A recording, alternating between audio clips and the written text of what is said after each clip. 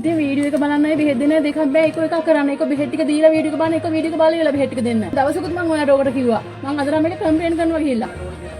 බලන්න පොලිමේ ඉන්න තරම් මිනිස්සු මේ ලෝකේ ජීවත් වෙන හැම මිනිස්සෙම තමන් ඉපදුන දවසේ ඉඳලා තමන්ගේ අතින් වෙන අත්හැරදීම් එක්කයි දේවල් ඉගෙනගෙන ඉස්සරහට යන්නේ. ඒත් තමන්ගේ අතින් වෙන සුළු අතපසුවීමකින් අහිංසකයෙක්ගේ ජීවිතයක් නැති වෙනවා නම් ඒක ලොකුම ලොකු ප්‍රශ්නයක්. කතාවක් තියෙනවා නඩුකාරතුමෙකුට වැරදීමක් වුණොත් මිනිස්සෙක්ට අඩි 6ක් උඩ එල්ලෙන්න වෙනවා. දොස්තර මහත්තයෙකුට වැරදීමක් වුණොත් මිනිස්සෙක්ට අඩි 6ක් යට වැළලෙන්න වෙනවා කියලා. කතාවට එහෙම කිව්වට අපි ජීවත් වෙන ලෝකේ ඕනම කෙනෙක් කරන වැරද්දකින් තවත් කෙනෙක්ගේ ජීවිතයක් නැති වෙන්න අවස්ථා ඕන තරම් තියෙනවා. නිකමට හිතන්න ඔයාට හැදෙන මොකක් හරි අසනීපයකට බෙහෙත් ගන්න ඔයා යන්නේ දොස්තර කෙනෙක් ගාවට. ඒ ගිහින් පොලිමේ ඉඳලා දොස්තර මහත්තයව හම්බෙලා තියෙන ලෙඩ ටික කිව්වම දොස්තර මහත්තයා ඔයාට බෙහෙත් ලියලා දෙනවා. ඉස්පිරිතාලෙන් නම් බෙහෙත් ගන්නෙ ඔයාට ඒ දොස්තර මහත්තයා ලියලා දෙන බෙහෙත් ටික ගන්න ආපහු ඉස්පිරිතාලේ බෙහෙත් දෙන තැන පොලිමේ ඉන්න වෙනවා. ඔයා වගේම තව අසනීප වෙච්ච මිනිස්සුත් බෙහෙත් ගන්න ඒ විදියට පොලිමේ ඉඳලා නිසා ඒකේ ප්‍රශ්නකුත් නැහැ කියමුකෝ. ඔයා පොලිමේ ඉන්නකොට ඉස්පිරිතාලේ වැඩ කරන කට්ටියලගේ හිතවත් කට්ටියට පොලිම පැනලා බෙහෙත් අරන් දෙන එකත් හා කියමුකෝ. ඒත් ඔයා පොලිමේ ඉඳලා ගිහින් දොස්තර මහත්තයා ලියලා දීපු තුන්ඩුව දීලා බෙහෙත් ඉල්ල ගන්නකොට ඒ බෙහෙත් දෙන මනුස්සයා වෙන වෙන ලෝකවල ඉඳලා ඔයාට දෙන බෙහෙත වරද්දලා දුන්නොත් මොකද වෙන්නේ? එක්ක ඔයාගේ ලෙඩේට අදාළ බෙහෙත නෙමෙයි නිසා ඔයාගේ අසනීපේ හොඳ වෙන්නේ නැහැ. එක්ක ඔයාට නැති ලෙඩක් හැදෙනවා. එක්ක ඔයාට වැරදිලා දෙන බෙහෙත විශේෂලා ජීවිතෙන් උනත් වන්දි ගෙවන්න සිද්ධ වෙන්න පුළුවන්. මම මෙහෙම කියනකොට ඔයාට හිතෙනවා ඇති එහෙම බෙහෙත් වරදින්නේ කොහොමද කියලා. මේ වීඩියෝ එක බලලා ඉන්නකො එහෙම වෙන්නේ කොහොමද කියන්න.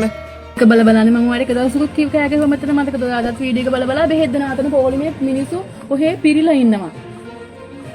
ඉතින් වීඩියෝ එක බලන්නයි බෙහෙත් දෙන්න දෙකක් බෑ එක එකක් කරන්න. එක බෙහෙත් ටික දීලා වීඩියෝ එක බලන්න, එක වීඩියෝ එක බලලා බෙහෙත් ටික දෙන්න. එදත් මම දවසකුත් මම ඔයාලට ඕකට කිව්වා. මම අද නම් මේක කම්ප්ලේන්ට් කරනවා ගිහිල්ලා. බලන්න පොලිමේ ඉන්න තරම් මිනිස්සු ඔයා ඕක බලන්න දැන් ඔයා හරියටම දන්නවද බෙහෙත් ටික දෙන්න ටික මොකද දෙන්න කියලා ලියපු එකද දෙන්න කියලා කල්පනාවක් තියෙනවද? වීඩියෝ එකට මේ වගේ කල්පනාවක් තියෙන්නේ. මම කම්ප්ලේන්ට් කරනවා මේක වීඩියෝ කරගන්න මම කම්ප්ලේන්ට් කරනවා. ඔව්. හැමදාම ඔයා කරන්නේ වැඩේ මම එක දවසක් එදත් මට උණ හැදලා මම පොලිමේ වරුවක් බලන් හිටියා. ඔයා මෙතන වීඩියෝ එකක් බලලා ඉන්නවා. වීඩියෝ එක දිහා බලනවා මේ පැත්ත බලනවා. මේ වීඩියෝ කරන ගෑනුගෙනා වීඩියෝ එක පටන් ගන්නෙම මං ඔයාට කලින් දවසකත් ඔහොම කරන්න එපා කියලා කෑ ගැහුවා. ඇයි ඔහොම කරන්නේ කියලා. මුටමුගේ වැරද්ද පෙන්නලා දෙනකොට මූ හැසිරෙන විදිය දැක්කද? මූ මේ ගෑනුගෙනා කියන දේ සත පහකට ගණන් ගන්නේ නැහැ විතරක් නෙවෙයි ළඟ ඉන්න එකෙක්ට මොකක් හරි කියලා කින්ඩියට හිනත් වෙනවා. පැමිණිලි කරනවා කිව්වම ඕන දෙයක් කරන්න කියනවා. මොකද මූ දන්නවා පැමිණිලි නෙවෙයි මොනා කළත් Tamanට කිසි ප්‍රශ්නයක් වෙන්නේ නැහැ කියලා. එහෙම ප්‍රශ්න වෙනවා නම් බෙහෙත් ගන්න එන මිනිස්සෙක් මේ විදියට බෙහෙත් දෙන ගමන් වීඩියෝ කරන්න එපා කියලා කියනකම් මූ මෙතන ඉන්න විදියක් නැහැනේ. මූ මුගේ රස්සාව කරන විදිය උතන වැඩ කරන අනිත් සේවකයෝ හැමදාම දකිනවා. මුගේ ලොක්කොත් හැමදාම දකිනවා ඇතිනේ. තමන් යටතේ වැඩ කරන සේවකයෝ මොනවද කරන්නේ කියලා දන්නේ නැති ලොක්කෝ ඉන්න විදියක් නැහැනේ. එක්කෝ මෙතන ඉන්න ඔක්කොම මුට බයයි. නැත්තම් මෙතන වැඩ කරන හැමෝම මෙතනට ඇවිත් කරන වැත්තේ තමන්ගේ ආතල් අරන් ඉතුරු වෙන වෙලාවක් තිබ්බොත් තමන්ගේ රස්සාවක් චුට්ටක් කරන එක. ලෙඩෙකුට බෙහෙතක් දෙනවා කියන්නේ සුළු වැඩක් නෙවෙයි. දෙන්න ඕන නියමිත මාත්‍රාව වැරදුනත් බෙහෙත බොන මිනිස්සයා අමාරු වෙයි. දෙන බෙහෙත මාරු වෙලා ලෙඩා මැරුණොත් මොකද වෙන්නේ? මේ ලෙඩා වැරදි බෙහෙතක් බීලා නැති වෙලා තියෙන්නේ කියලා ලෙඩාටම වැරද්ද පටවල වැඩේ වහනවා මිසක් ලෙඩාට ඒ වැරදි බෙහෙත දීප එක ගැන හොයලා බලනවා ඔයාලා දැකලා තියෙනවද? බඩ නිකට වදිනකම් පිම්බත් කෙලලා කෙල්ලෝ නකවල් පුටවන වීඩියෝ බල ඒ සීහෙන් ලෙඩුන්ට බෙහෙත් දෙනකොට දෙන බෙහෙත වරදින ඉඩක් නැහැ කියලාද ඔයාට හිතෙන්නේ? අඩුම තරමේ මූ දවස් 30ෙම එක එක જાතියේ බෙහෙත් අත ගන්න අතට ග්ලව්ස් එකක්වත් දාන්නේ නැතුව.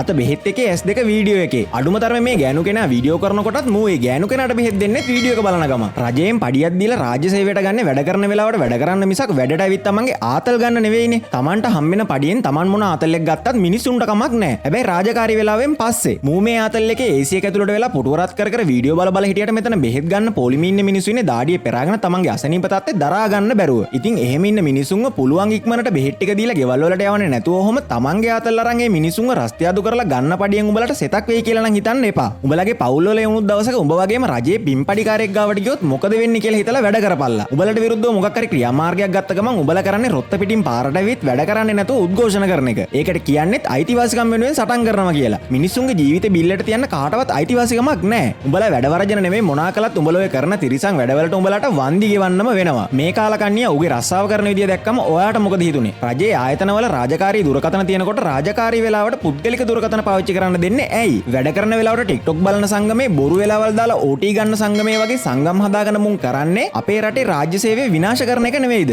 ඔයාට හිතෙන හැමදේම අනිත් අයටත් බලන්න පහලින් කමෙන්ට් කරන්න. මේ වීඩියෝ එක ලයික් කරලා රටේම ජනතාවට පේන්න ෂෙයා කරන්න. වැරදි වැඩක් දැක්ක ගමන් ඒ ගැන රටට කියන අපේ හාලියා YouTube නාලිකාවත් subscribe කරලා තියාගන්න. ආයෙත් වීඩියෝ එකකින් හම්බෙමු. ජය වේවා.